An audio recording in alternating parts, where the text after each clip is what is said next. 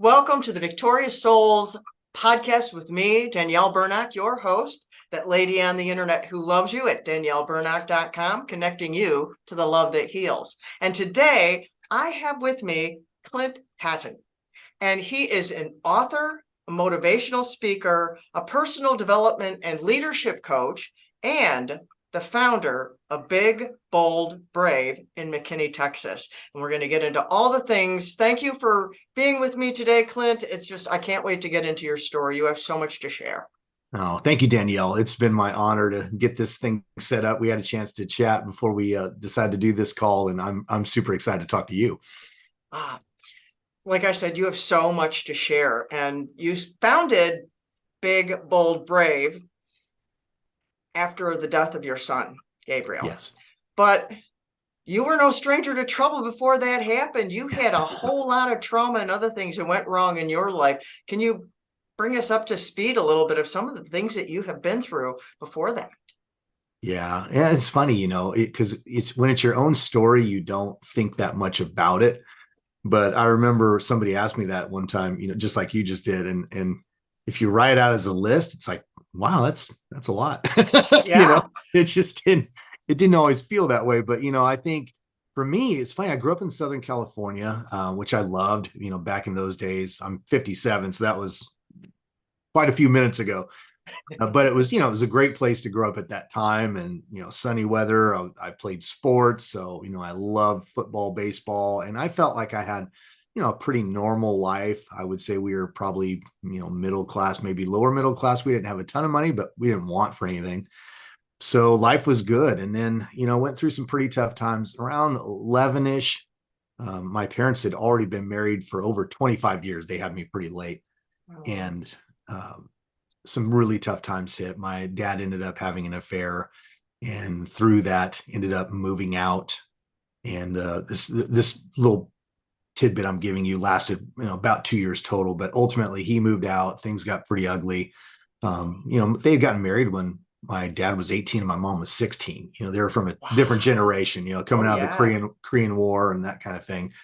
And so, that was all she knew. And so she just didn't know how to cope. And so drank really heavy during that particular time. And my brother, who is 8 years older than me, so he had already moved out and lived, I think, like 8 hours away. So it was just me and my mom. And, I wasn't equipped to really cope with that.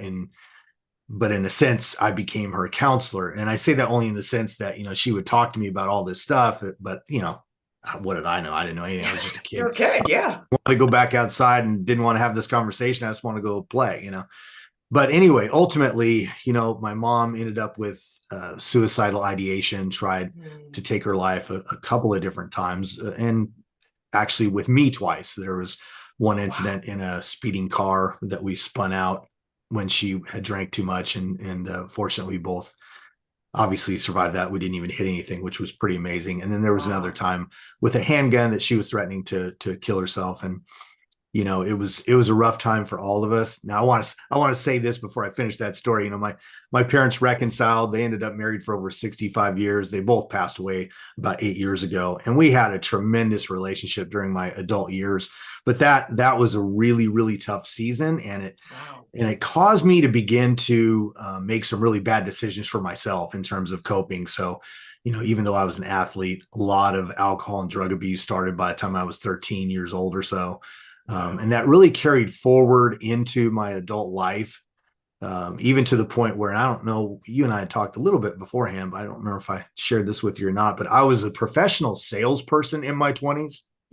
So I had the shirt and the tie and the look and all that, but I did meth for 9 years, which, a lot of people are pretty shocked by that. Meth is so dangerous now. I know that drugs now, they make them different than they did back then, because I did drugs in the past too. And it's like meth now is a different story. I think so. It was pretty destructive. I had friends back in the day that, had that more stereotypical look, the black rotted out teeth and just kind of drawn face. And so, I didn't experience any of that. Ultimately what happened, Danielle, and it's kind of a crazy part of my story, I'm just grateful for it, is I actually, it was after the last time I was in a previous marriage. Our marriage was a complete train wreck in every way. We were both, just not healthy people, and I was a terrible husband. And so during that time, we decided to party together one last time, although we didn't know it was going to be the last time. And I just woke up the next day and I just felt like it's not who I want to be. I didn't like the way Wow. I felt. I didn't like the fact that we had spent, I think, hours waiting to get the stuff before we could go have a good time, all the things that go along with that Yeah. crazy, drug lifestyle. And so I just made a decision. I call them courageous decisions now, but I just said, I'm done. And I was done. And it was that, Wow. so there was that, and then I think, for me, faith didn't come into my life because that's a big foundation of who I am. And we'll probably get a little bit more into that, I'm sure. But that didn't happen until I was 31. Mm-hmm. But when that happened, that was really when I feel like more than anything, my mindset began to change, Mm-hmm. even about who I was. Even when we talk about, repentance, that's to think differently, to think like God Yeah. thinks. And so that's really what began to happen. I began to really just think differently and value, myself, like I could actually have an impact in this world.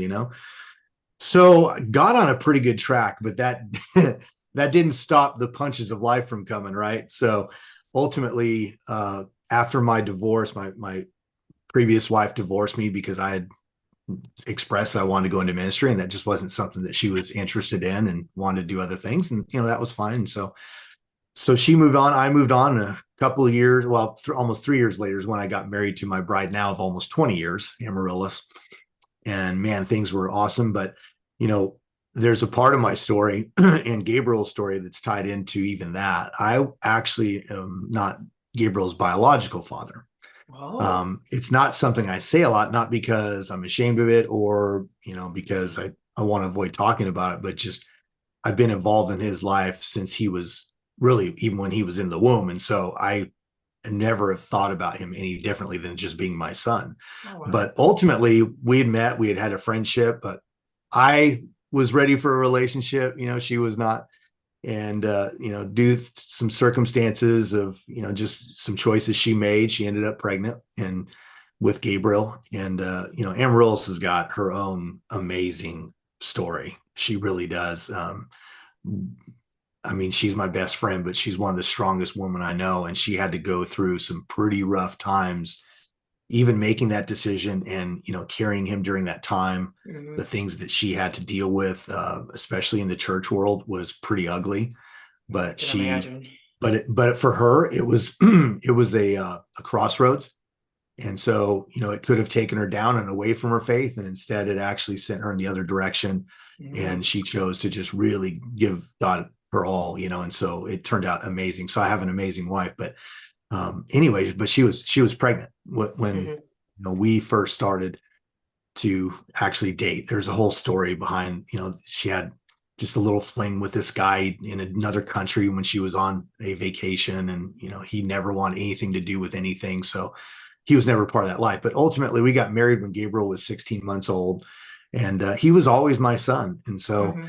but that was a tough time for both of us, just, kind of working through that and getting to that point where we felt confident that, we were the right match for each other. And that, I'd never been a father. I didn't have any kids from my previous marriage. So that was a shock, Danielle. It really was. I remember babysitting him the first time while we were engaged, and she brought him over and dropped him off to go run some errands. And I needed to change a diaper. And I was like, I've seen it in a movie, anyway, that's kind of a different story. But anyway, I just I was thrilled to be his dad, and it was awesome. But then we had some tough times after that with just even trying to have children again. Gabriel was actually born. He was born 6 weeks early. I may Mhm. have the math wrong on that one. I get the two confused because we actually have two that were preemies. But he was born pretty small. I think it was like 3 pounds 6 ounces, if I Oh, recall. wow. So he was very small. So then we had a miscarriage I'm for that. sorry. And yeah, there's so many people. This is what's so sad about that, because I know there's who knows how many of your listeners that have experienced the same thing. It's one of those things that you don't talk about, a lot. Most people will never bring that up in a conversation unless somehow it just comes up, but it's such a common thing, and it's so hard. And some people, unfortunately have multiple Yeah, it's miscarriages. amazing how common it is and how little people talk about it.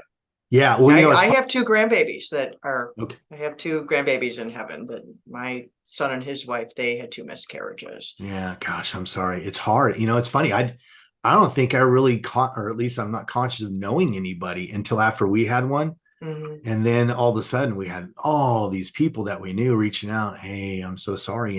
We went through the same thing. It's like, you did, Yeah.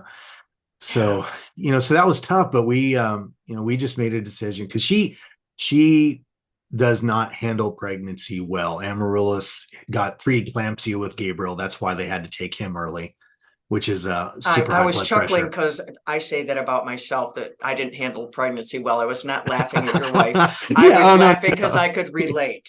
Right, right. Yeah, and there's all the natural reasons why pregnancy is tough enough, right?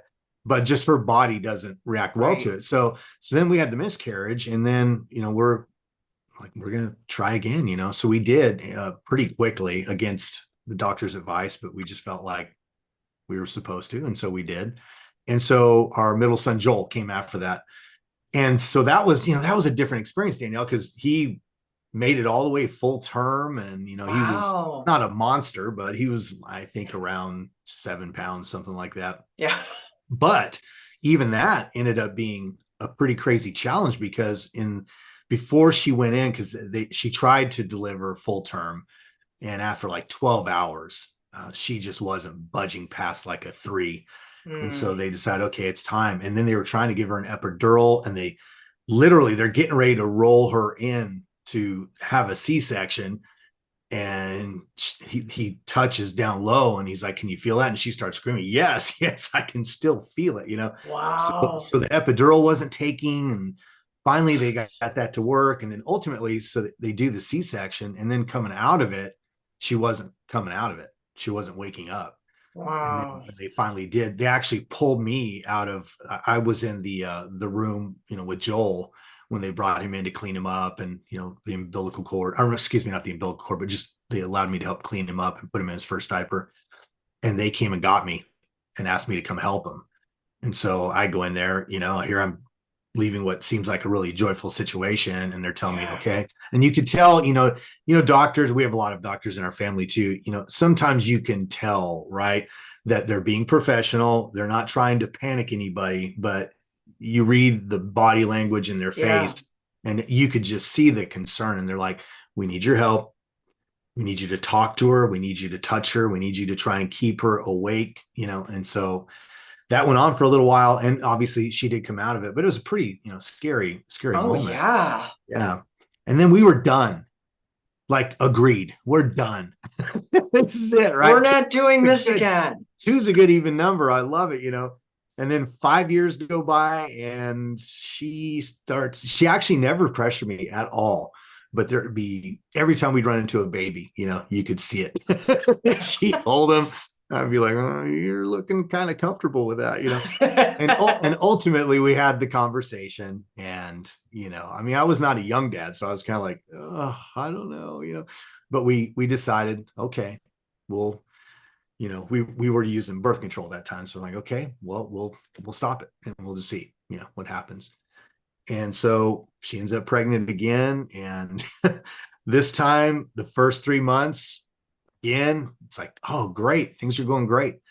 And then there's a side story of that's too long. I don't want to take you guys on Okay. a rabbit trail, but we were living in Washington State during this time in a friend of ours' home who had actually moved here to Dallas because our home in Louisiana, where we were trying to move from, wasn't selling. It was during the housing crisis of Oh, 07, 08. yeah. It was just a disaster. So we had finally decided we lived for over a year with Gabriel and Joel out of suitcases. All of our belongings, furniture, everything was still in Louisiana. So one morning she's feeling pretty good. And it's the morning I'm taking a trip to Louisiana to go meet the movers, stay there for a couple of days, get things in order, and come back. By the time I landed, which you got to connect, by the time you get there, it was about an 8-hour trip. I call her when I'm driving home from the airport, and she was on her way to the hospital. Wow. She had very quickly, her blood pressure skyrocketed again to 220 over Oh, my 100 something. word. And so ultimately, to kind of fast forward, they had to change her to a special NICU hospital and gave her some shots. I think it was a type of steroid, Yeah, which was really more for Liam because at right. this point he was at only 27 weeks. Wow, this sounds So, so familiar with my daughter's story because she okay, had so you're that going to, same thing. Horrible preeclampsia. She swelled up like a balloon. Oh my goodness. yeah, And they gave yeah, her steroids and she had a migraine from it and they had her on a magnesium drip and yeah, they they had to try to take the get you baby to past it. save her life. She was Yeah, very early like that as well. So that's exactly how long right. did they do this with her? Did they have to take the baby? Yeah, well, what happened was is so exactly what you described was with Gabriel. That was the preeclampsia. This time it accelerated into full blown HELP syndrome, which is when your That's what major my daughter organs got. begin to Yeah. shut down. Yeah, yeah, exactly. So what happened, thankfully for this, because I landed. I mean, here I am in Louisiana, and now this is going on, and she had to even change to a new hospital, so a different doctor than we had met with. It was just a nightmare. So I was on. I literally got to my home at 8 p.m. that evening, and I was on a flight by 7 a.m. the next morning. So I wasn't there very long. And the steroid shot did work. It bought us 48 hours, so I was able to get home or back into Washington State, be with her, and Yeah. then they had to take Liam after that. And so that was a scary thing. I was in the room with them, during that, and it was frightening because he came out, he was 1 pound 14 ounces. Um, then just the whole thing, it was just a scary experience.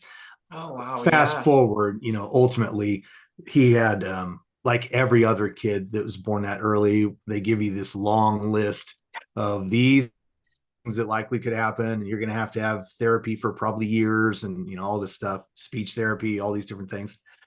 And so we just believed and had some faith that, well, that doesn't have to be his story. So we're going to believe Right. for something else. And he's done great. We Awesome. How old did is he now? He's 13. He's a black belt in martial arts. Very, very strong, very, very smart, has no issues with any kind of, as a matter of fact, he's very verbal. So all ended very well, but definitely, a scary time of our life.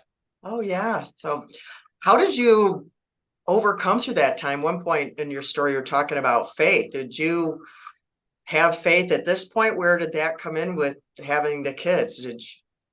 Yeah. Did that help you Yeah. No, through that time? Did you have faith at that time, or did you come to faith after that? Or how did you that's how it. did you make it through all this trauma? Yeah. Yeah. Well, the faith came when I was about 31. So, all the early stuff and, my own personal struggles with drug abuse up until that point and the failed marriage and, just train wreck really in many ways of a life. I did not have faith, but I got faith at 31. And that's when things really began to shift for me in terms of even being able to cope with challenges that came, Mhm. which is, I'm glad you asked me that because as I think about it, what was interesting about the day I went to church when I ended up giving my life to God and becoming a person of faith, I did not go to church to find Jesus or religion or anything else. I went for one sole reason. At that time, I was involved in a network marketing company. It was a nutritional company. And my upline were all Christians. They were all believers. A couple of them extremely successful financially in this company. So, there was that they had managed to just really do well. But there was another factor. It wasn't the money. What I noticed about my upline in particular is they had challenges just like anybody else. I mean, life was punching them in the face at times too, Mhm. but they always seemed to be able to maintain a level of peace and calm through it. And that made me very curious. And Mm. so, they had asked me to go to church before, and I just, no, as a matter of fact, when my upline, she was like Success Magazine feature kind of Oh success. So wow. yeah, she was very successful, but she was a believer. So a lot of times when she would train me over the phone, she would say, "Oh, by the way, do you have a Bible?" I'm like, "Well, yeah, I mean, I own a Bible." You know, it's a paperweight. Yes, I have a Bible, you know.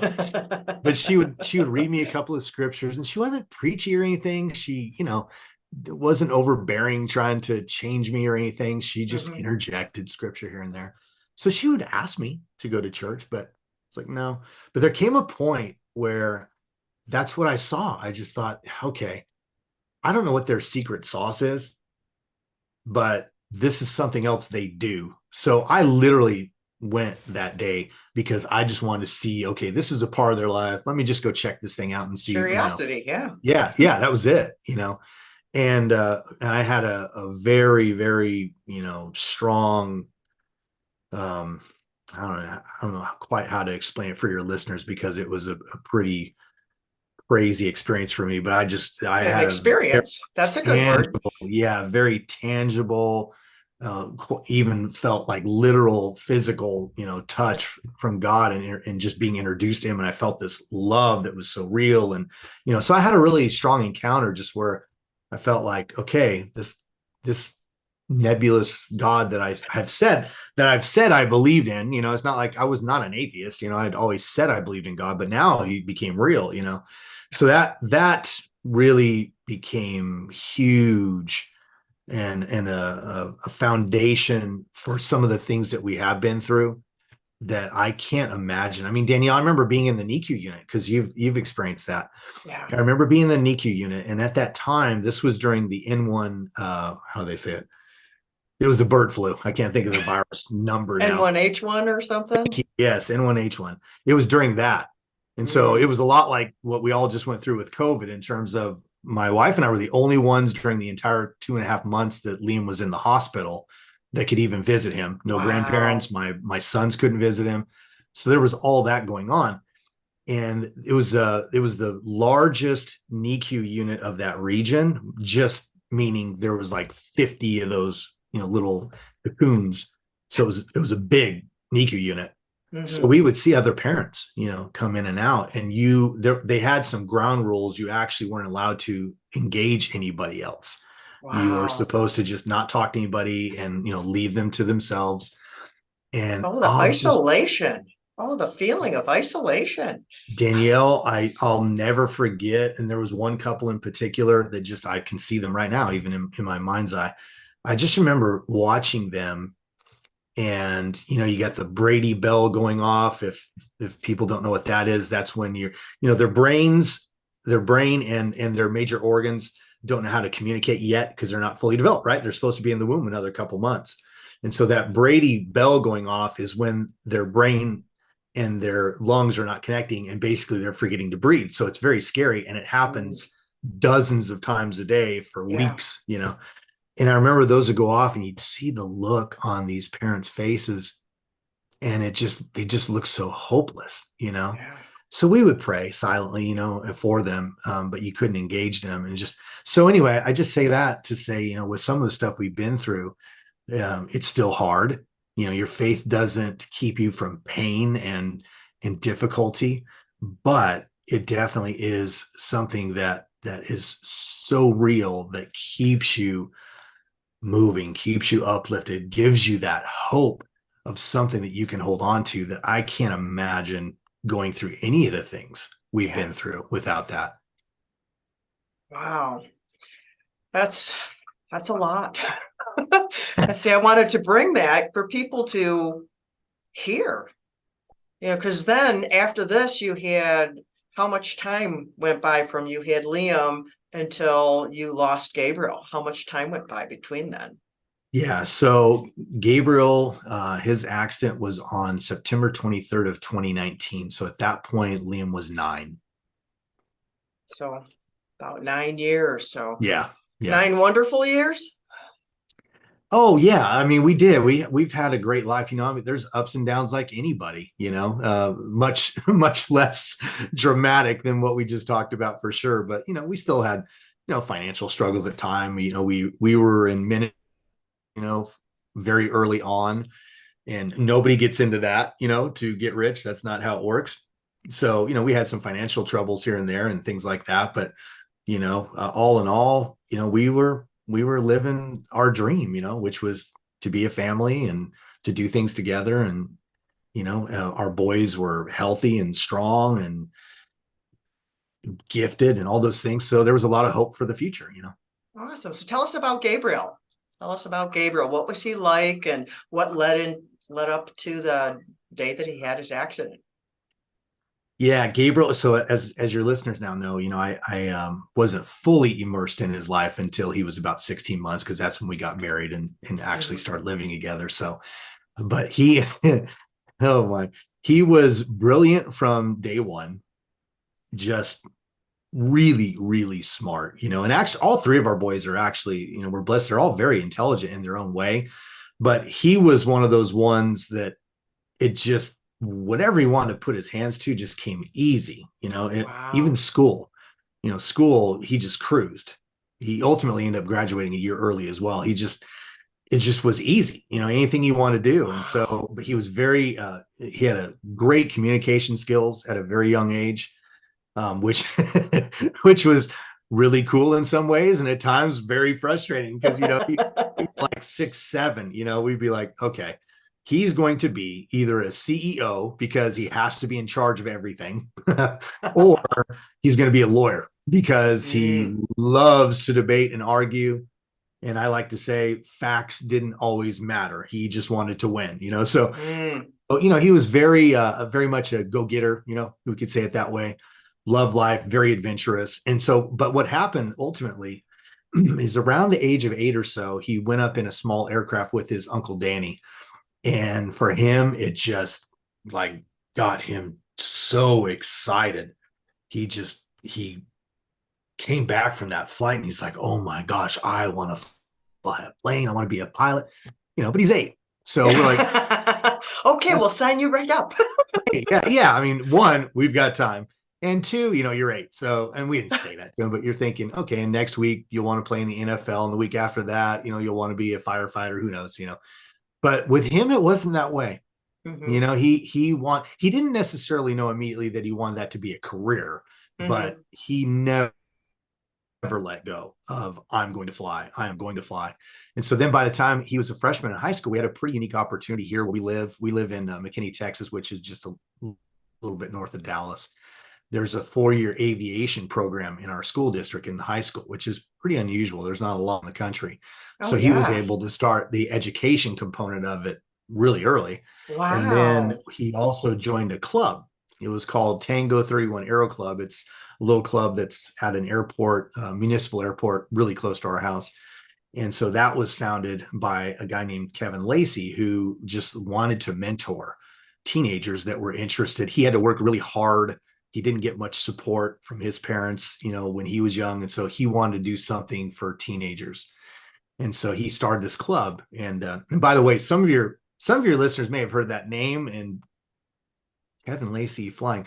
He's pretty well known. He actually was the star of a show called Airplane Repo, which was on the Mm. Discovery Channel and so some of your listeners may actually have seen that show. So Kevin was Gabriel's mentor, and he's a character, great guy. We love him to death. And so he's the one who provided not just Gabriel but this club with these opportunities. They had to give the sweat equity. They had to work on planes. They did oil changes. They painted. They eventually got to the point where they were even doing overhauls and all kinds of stuff, Oh learning wow. everything about an aircraft. And then once they were old enough, they could start earning airtime. So at 16, he soloed for the first time before he had his driver's license. Wow. Weird. Yeah, totally weird. And then by the time he was 17 is the youngest you can be and actually apply for a private pilot's license certificate. Wow. So at 17, he took the test, passed with colors, passed his check ride, and he was a pilot. So he Wow. achieved his initial dream. And ultimately, what happened was he was gaining hours because that's what it's all about at that Hmm. early stage. And on September 23rd of 2019, he had a friend who was attending the University of Arkansas, which is north of us. And the mom actually, a really good friend of his, and the mom had said, hey, is there any way you can fly her back, get her back to school quicker? Because she was here for, of all things, a funeral over the weekend. And can you get her back to school quicker so she doesn't miss as many classes? And he's like, sure, of course, because he wanted hours. So he took her and they landed safely. And then on the return trip home, he only got about 20 minutes. It was nighttime, which was partly what he needed to do at that time. He needed more nighttime hours. But in the NTSB is who does the investigation on these things. So it took a couple of years before you find out. It's a long, miserable process waiting. But ultimately, what happened is he was coming through that mountain range there, and an unexpected weather system came through, and he ended up suffering from spatial disorientation. Some of your listeners may know what that is. You probably all actually know what it is without knowing the term. Kobe Bryant is very famous. Yeah, Kobe Bryant, very famous with their helicopter crash. His pilot, who was in a multi-million-dollar, helicopter, same thing. It's when you think you're flying up, you're flying down, or you think you're flying right side up, you're upside down. You just lose your horizon, and you have no, you just don't know. And so he flew into a mountainside and lost his life. And so it was, a devastating blow. Oh, yeah. Oh my goodness. How did you find out? Did you find out right away? I mean, wow. It was a long night, Danielle.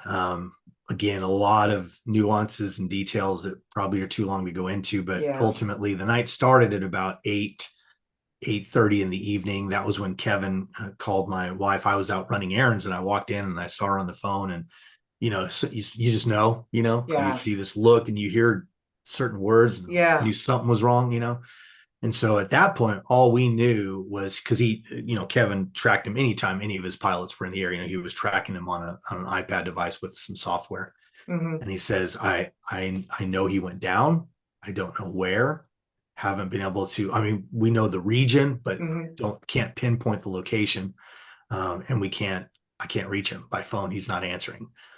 And so that's how the night started. And then it just kind of had this ebb and flow of confusion and misinformation. I spoke to the sheriff's department that was in charge of the search and rescue, because it was fairly remote part of a part of Arkansas, and kept getting different words. So we were tracking it on our phones, even because the news up in Fayetteville were following this as well. And so they're reporting something that the sheriff's department is telling me, no, I can't confirm that. There's no cell phone coverage. We have no communication. I don't know where they're getting their information. So we're just, what's going on? So we're doing all we know to do. We're praying, we're declaring scriptures, we're, worshiping at different times, and, just doing everything we knew to hold on to our faith and to just believe for the best. But ultimately, a couple of things happened. One, had a knock on the door at 1:30 a.m. and it was two uniformed McKinney police officers. That's never a good thing. No, and you assume, we've all, if we haven't experienced that in real life, you've seen it in a movie, right? And that's about what it felt like. I felt like I was in a movie I didn't want to be a part of. And I stepped outside expecting that they've sent these guys to give us the news. And turned out they didn't know anything other than he had been in a crash, and they wanted to make sure that sheriff department had my correct contact information, which was frustrating because I'd already called them 3 times prior to that and talked to the person that was at the office and made sure they had numbers. So it was like my heart plummeted, but then I gained a little bit of hope again, because, okay, we don't know yet, That's exhausting, the up and back and hope and down and done and over. Oh, that is so exhausting. So it was a roller coaster, and the news had reported there was a single fatality. So when I called, they said, no, we can't confirm that. Anyway, ultimately at 3:30 a.m., we got finally our first call from the sheriff's department, not me calling them. And that's when they said the coroner has been on site and he is officially deceased. And, and that's, turns out they knew all along. They knew when they found him at like 11 o'clock that night. They just would not tell us because their policy was not to say anything until the coroner had actually stamped the time of death. So it was a long, awful night. But ultimately, yeah. So how did you guys survive through that time? I mean, and you're doing such amazing things now. How did you come out of that the grief just had to be so overwhelming. I mean, he had succeeded in his dreams, and Yeah. then the very thing that brought him so much joy is how he died. I mean, the Yeah. emotional landscape there is just boggling to me, and I'm not a first party person to it. Right. Yeah. So how Right. did you guys survive through that to get to where you are today? Yeah. I think, I'm so glad that we talked a little bit about my previous history, because I do think that in some ways, some of the things that we went through as a family, even Amarillo, she's been through it, several years before that, she had a spiral fracture of her femur when we were out on a lake in the middle of nowhere, Wow. Washington State, when we were trying to wakeboard. And so she had a very serious thing. She couldn't walk for 5 months or drive a car. So even as a family, we had to come together and figure things out. Liam couldn't jump on her, Joel and Gabriel had to help in other ways. So some of those experiences, Danielle, I do think, aid you to some degree in terms of you've already created a pattern of the family coming together. That's awesome, because Um, when crisis happens, yeah. generally one of two things happens. People come together or Or they split explode. apart. It's like one or Yeah. the other. There's not generally an in between, though there could be, Yeah. but generally it's one or the other. So, wow. Yeah. I agree. And so, but that doesn't prepare you for what we were experiencing Oh, that yeah. night, that morning. And so, I think what ultimately happened is, we let the boys sleep through the night. We didn't put them through what we were going through. We just decided we were going to let them sleep in. And when they came out, it was a school day. It's a normal day. That's the thing about tragedy for, all your listeners, is when it happens, the world stops, and yet it The also world keeps doesn't. going, Yeah. yeah. It And is. It so is a bizarre feeling. it's So I'm glad so you let them surreal. sleep so they were at least rested to deal with it, because there was no point in waking them up to do that. It wouldn't No. benefit them in any way. Yeah, we didn't think so either. So we let them sleep in, and when they came out, my mother and father-in-law that live here in pretty close to us, they were already here, which was, the first sign to the Like a boys little that something's clue. weird. Wait a minute, what are Yeah, they doing here? absolutely. Especially because my father-in-law is a pain management physician and oversees a large medical facility. And so for him to be there that morning, they knew something's what's up. Yeah. But what happened, Danielle, was, I'm searching for the words. I'm thinking, how do I call it the impossible conversation. How do I even approach this? Hmm. And I really felt like God gave me a path on it. And so I just looked at them. This was after I let them know what happened. And, there was screaming and bawling and whatever horrible emotional reaction you can picture in your head. Yeah, that was it. I mean, it was Yeah. awful. But once their emotions settled down, I said, okay. I said, so boys, and to Amaryllis, I said, we have two choices. And because I've seen this, I didn't say this part, but I've seen this over the years of helping. I've been, I was in Yeah. pastoral ministries before I started doing this for 17 years. I've been in hospital rooms with a loved one dying when I'm praying with the families and Yeah. the fallout afterwards. So I'm not unaccustomed to that, but it's different experiencing it yourself, of course. Oh, for sure. But if you witnessed it, you have information You have that information. you I can had a base. access. Yeah, I had a base point. And the base point, I think, for me that was most important was I recognized that there were so many people that didn't process this well, and that marriages implode and people end up in divorce, and their Yeah. families are just completely splintered. And Amaryllis and I were resolute that that was not going to happen to us. And so but I felt like that morning I had the path. And so I turned to them and I said, we have two choices. We can choose to focus on for the rest of our lives the tragedy itself, the way he died, the facts that we're not going to get to experience the birthdays and the celebrations and seeing what he does for a career and all those things.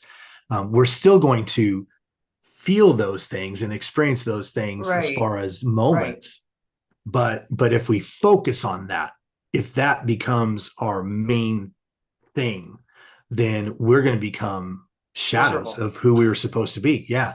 There's Yeah. always we're gonna allow that pain that we're feeling today to dictate our future. Hmm. And so I said, that's not going to happen to us. We're going to choose life and what that means for us. And now, your listeners already got a little bit of a snapshot of Gabriel. I like to joke that, everybody loves t-shirts with sayings now. If I bought one for him, it would be, what's next? He was adventurous. He went after it. He Mhm. taught himself to play guitar because that's what I want to do. He became a photographer and there's one you can kind of see in the corner there, just amazing photographs. He went after it and encouraged his friends to do the same. We got incredible testimonies after he passed away of all these different people that he inspired. And, some of it, we had no idea.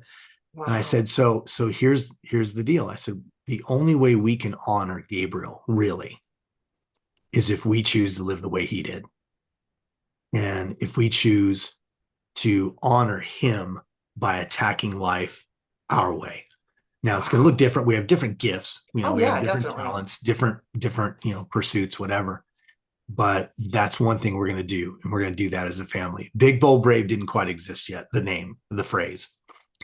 I said, and then the second thing is we don't know. And this is what I feel like has really been critical. Even now, it's been just a little over 3 years. There's no getting over, this, Danielle, there's no getting over this.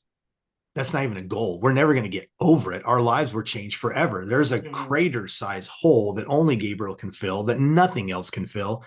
And it's never going to get filled. So that's a reality, right?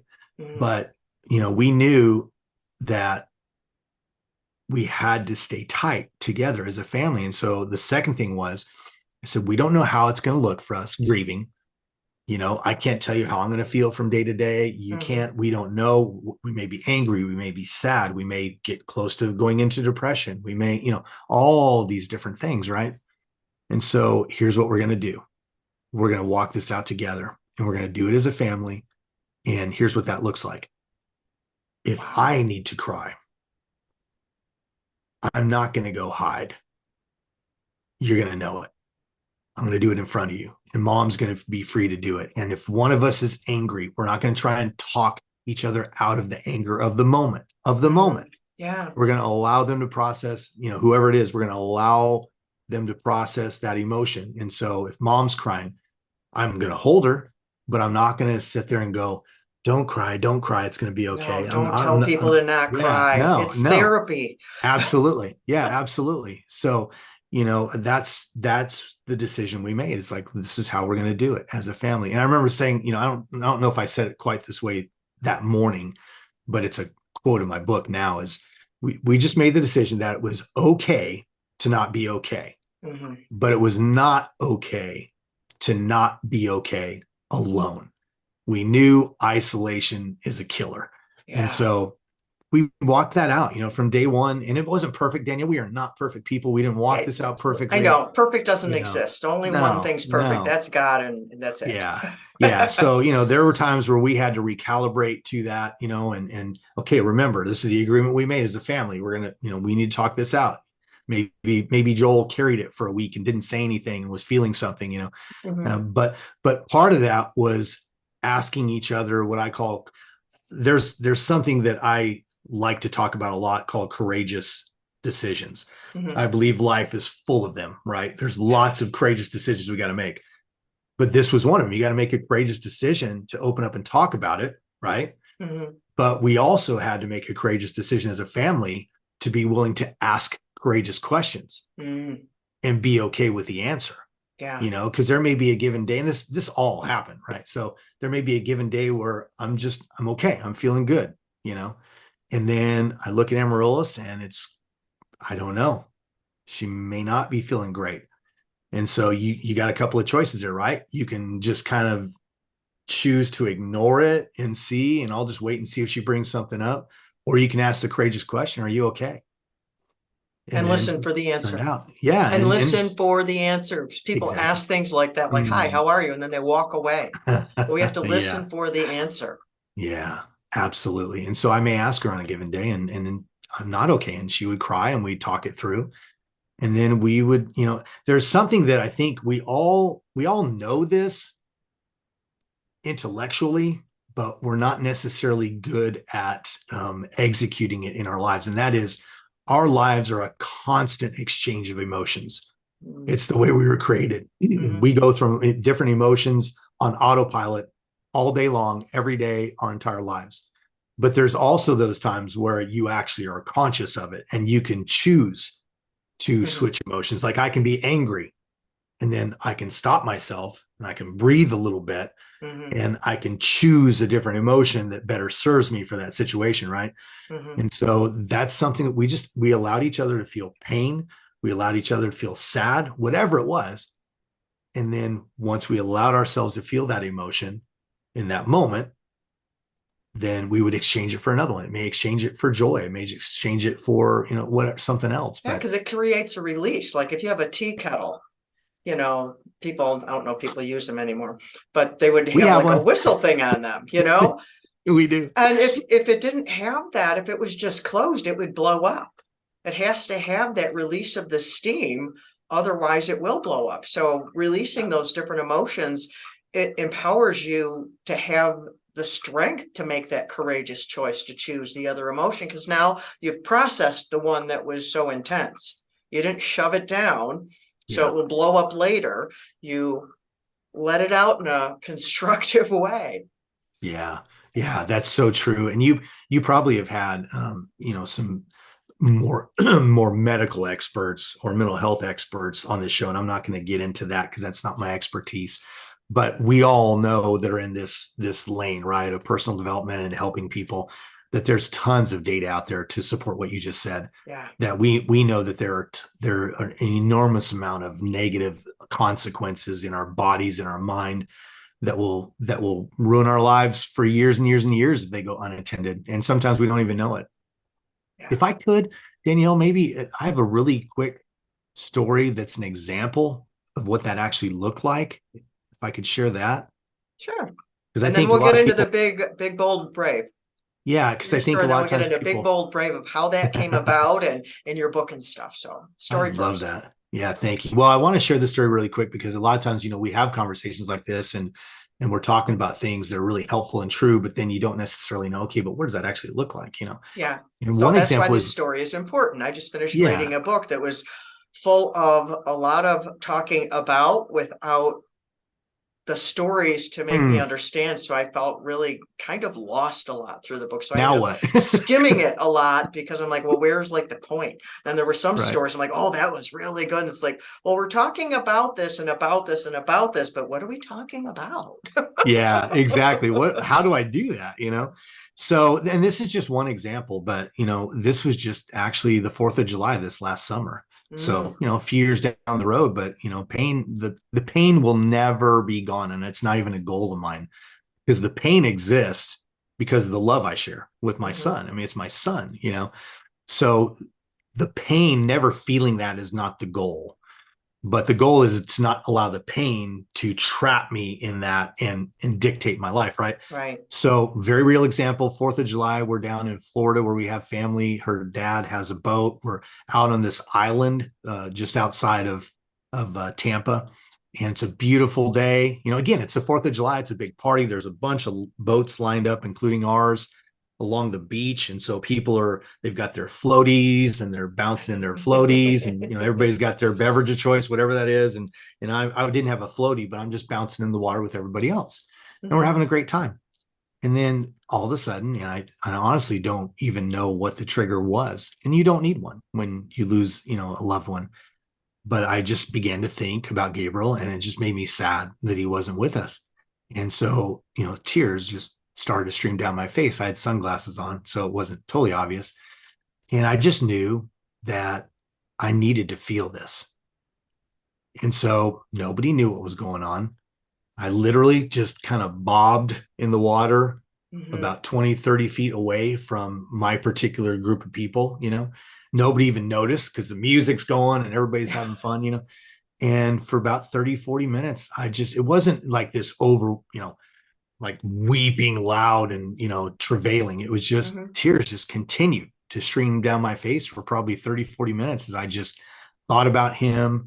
I remember just kind of saying under my breath the things I was thankful for, because gratitude is a powerful force as well. Oh, yeah. And so I just allowed myself to feel that, and then I realized, okay, it's time to shift. And I exchanged that sadness for joy. I just kind of bobbed my way back over to where everybody else was. At that time, they were eating in the back of the boat. I jumped in the back of the boat and I joined the party, and I exchanged that sadness for joy. And Wow. so as people are listening to that, I recognize now, if I was in a boardroom or doing one of my corporate talks or whatever, that's not the time, right? Hmm. So you do sometimes have to discern the moment and know whether or not you can allow yourself to feel that in that moment. Hmm. But I think the problem is, a lot of times people may be in a situation where they can't. And then instead of finding that window of time later that day or maybe the next morning to where they sit in it and allow themselves to feel it, they just don't do it at all. Mm. But that was, one tangible example for me that, and I told my family about it. I told my boys about it. So, they've been made aware, and we've given each other permission to have the same kind of moments. Yeah, that's very cleansing.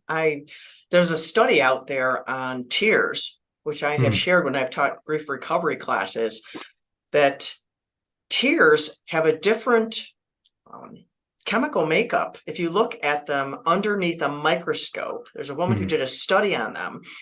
Depending on why the tear comes out of the body, it has a different shape. Wow.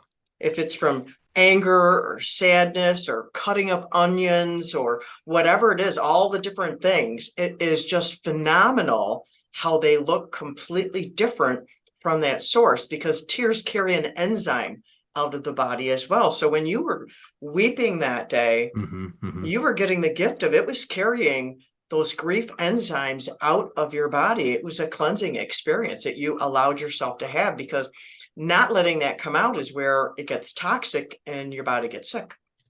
That is really good. I'm gonna borrow that information for the rest of my life, because that makes total sense. That's exactly what my experience was. Yeah, you could Google a study on tears. I believe the lady's name was Rose something. You could find the photographs of those tears. It's just, I've shared it on my blog before. It is amazing, just absolutely amazing. It's like how God has made us.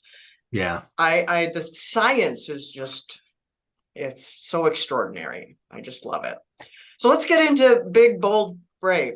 How did let's that do come that. about? If it wasn't so right away, how did it come about? And you have a book with it, but you founded Yeah, Big Bold yeah. Brave. So which came first, the chicken or the The egg? chicken or the egg, right? Yeah. Well, so the phrase itself, so the morning after the accident, we were contacted by a couple of local news stations. One of them was NBC, and they wanted to do a story. And the reporter that called me from NBC, her name was Katie, super sweet. Turned out she was a person of faith as well. And but I told her, there's no way we can't do an interview. And at the end of that conversation, she said, I just want you to think about one thing before you give a final no. We're going to do a story because of his age. It was just a big deal. He was 3 months shy of his 18th birthday. He's this pilot. They're going to do a story. So she said, if we do the story without you, it's going to be a report on his death. If you do a story with me, you can talk about the way he lived, Wow. which you already That's know from what powerful. I've Yeah. told you already. It was, that was what we had said we were going to Mm-hmm. set out to do. Right. So I didn't say yes. I said, well, I'll let you know. And we hung up and had a conversation as a family, shortly thereafter. And my other father-in-law is the one who actually, he was here, and the most surprising one to come to that conclusion for a variety of reasons we won't get into, but he said, I think you have to do it. Because if this is how you're going to, live out your life with this idea that, you're going to celebrate who he was, seems to me your first chance to do it. Obviously, Yeah. horrible circumstances Right. and timing. But that's what happened. So I called her back, and she ended up in our living room a few hours later. So this is less than 24 hours, after he passed away. And Talk the about raw emotion. yeah, and the interview itself, she did a 3-minute segment, which I still have to this day, and so I can watch it. But it's one of those things where I couldn't even tell you without that video what happened during that I interview. get It it. was all just a big blur. Yeah, Yeah. but somewhere in it, I said he lived his life big, bold, and brave, and I don't remember saying it.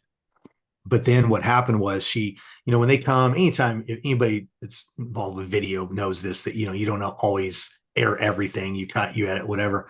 And so when we watched the segment that night, because we wanted to see how she, ended up with the final story, she chose to not air what I said, But at the very end, as she was closing out the story, she said, and Gabriel's parents want to encourage you to live like Gabriel, big, bold, and brave. That still gets me, Danielle. And so there was just something in it, Danielle. There was just life. I mean, that's really what I feel it. Like there was life in that mantra. I felt it when you were saying it. Yeah. You were feeling it, but Yeah. I was feeling it also. Let's just pause for our Mm, listeners to encourage you to yeah. live big, bold, and brave. Think about that for a minute. Like say those words out loud to yourself right now. Big, Mm, bold, and brave. What would that mean to your life? You yeah. who are listening to me right now, me and Clint, you're listening to this story. What would big, bold, and brave in your life look Yeah. Exactly. And so, so it wasn't a personal development company at that stage. It wasn't a book. It was really just some language like? Mm-hmm. for us to recalibrate to, our attention would go if we found ourselves kind of getting off track or, not living it out according to the values that we had stated, then okay, I'm gonna live big, bold, brave, But it began to get life after several months. I just realized this could be more. One thing that we don't need to delve into, but just for your listeners, probably have already done the math. COVID hit 3 months after Gabriel passed away, so the entire world got rocked shortly after his death. And so, Yeah. so we were grieving during those months, dealing with COVID, all that stuff, and the whole world suffered major loss of all kinds, right? And so I just began to realize, man, there's something on this. What can I do with it? What can I do to help other people? And so initially I decided all those years, I've been a pastor all these years, but I'd really wanted to branch outside of that and have an opportunity to reach and help other people who maybe didn't have faith. Mm-hmm. And so that was why I launched Big Bold Brave, the personal development company, and began to take on some one-on-one clients. But then over time, it just I'd been told many times over the years, people were always telling me I needed to write a book with some of these stories and all that.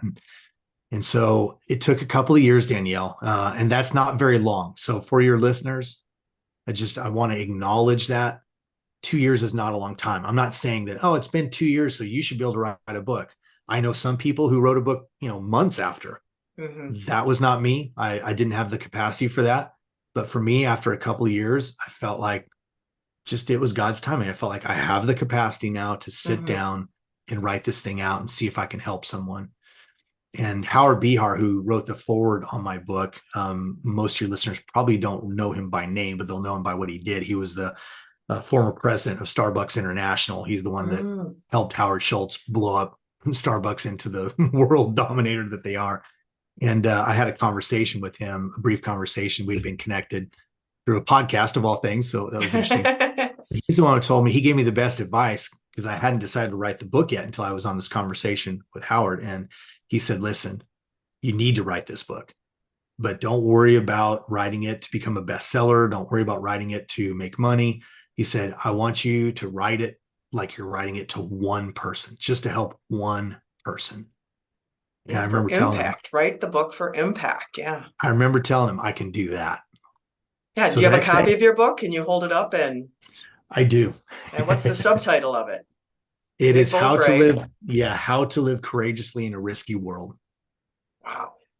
Because life is going to punch you in the face, It So will. Like I it's like how not a you put that. question of Life is if. going to punch you in the face. Yes, it will. It will. And sometimes it's going to be, not so hard of a punch. And sometimes it's going to be one that you lose your breath and maybe even get knocked out a little bit. Yeah. But that's what sent me on this journey, to reach people through the book. And, I think what I want your listeners to know about the book more than anything is it's not a grieving book. A lot of people have written beautiful, there's some great books that are solely on the grieving process out there. And so there's plenty of that you can tap into. This is not that, although it does include a lot of some of the stories I just gave you, which includes our grieving process, because it's not the same for everybody. Right. But ultimately, it's a book about living by a set of values of who you want to be and what do you want to become, and not allowing, especially with what happened with COVID. And this is not a political statement. It's not one side or the other.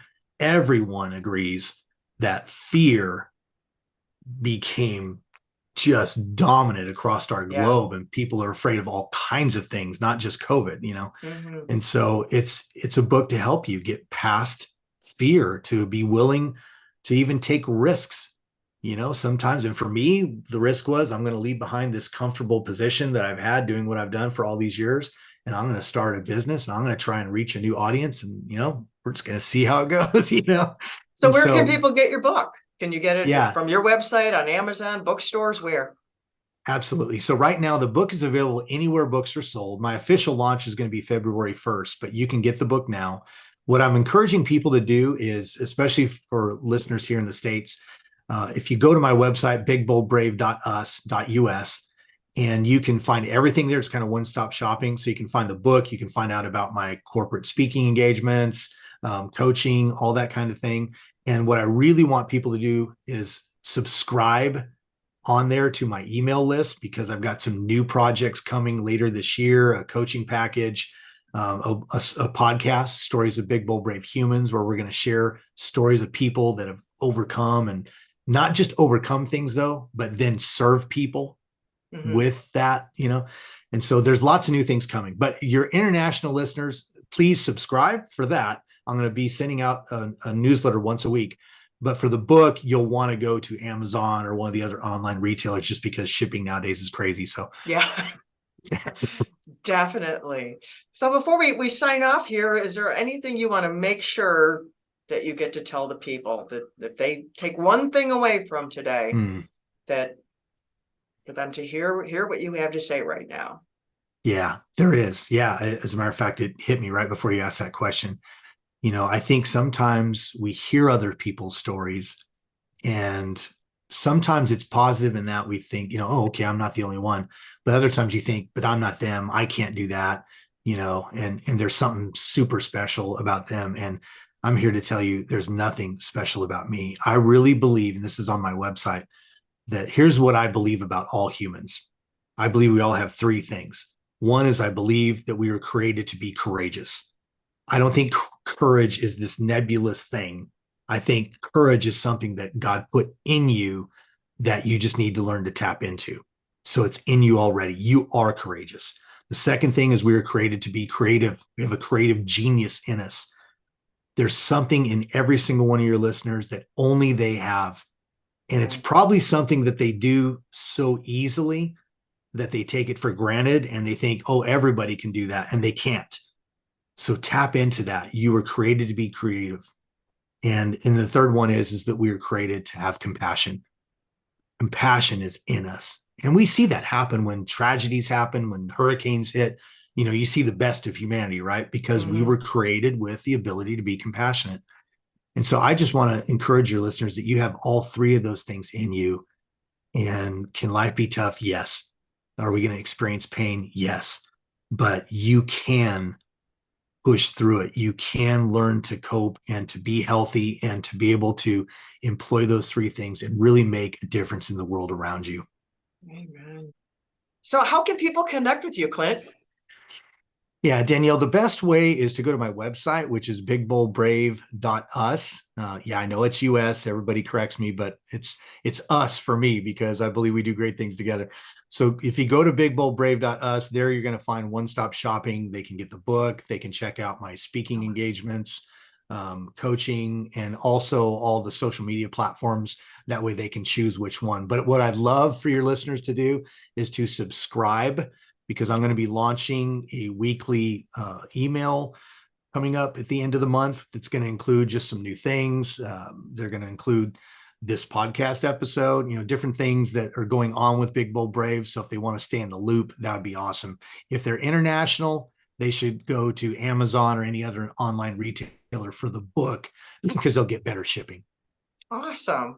Well, thank you so much for being with us today and sharing your story, all the raw and messy parts, and the encouragement for everyone to sit in their feelings and to process them and let the pain leak out of your eyes. So thank That's you. right. That's right. And for our listeners, thank you for being with us today. And until next time, I love you. Goodbye.